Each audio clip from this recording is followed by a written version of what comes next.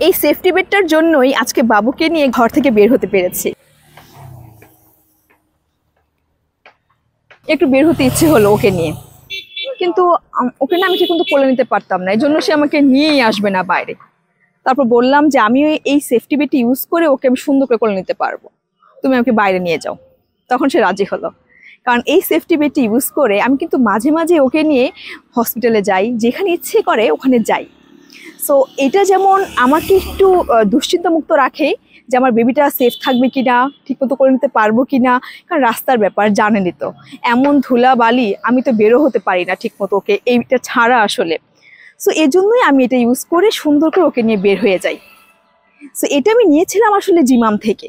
আপনি যদি চান আপনার ছোট্ট সোনামণিকে নিয়ে ঠিক এইভাবে একটু ঘুরে আসবেন, একটু বাইকে উঠবেন, একটু রিক্সায় উঠবেন, আপনি এটা নিয়ে খুব স্বাচ্ছন্দ্যে আসলে উঠতে পারবেন। সো আমি আপনাকে বলবো, যদি ইচ্ছা করে আপনার যে আপনার সোনামণিকে নিয়ে আপনি ঘুরতে চান এটা নিয়ে, তাহলে আপনি জিমাম থেকে নিয়ে নিতে পারেন। আপনার বেবি থাকবে আরামে, আপনি থাকবেন স্বাচ্ছন্দ্যে, দুশ্চিন্তামুক্ত।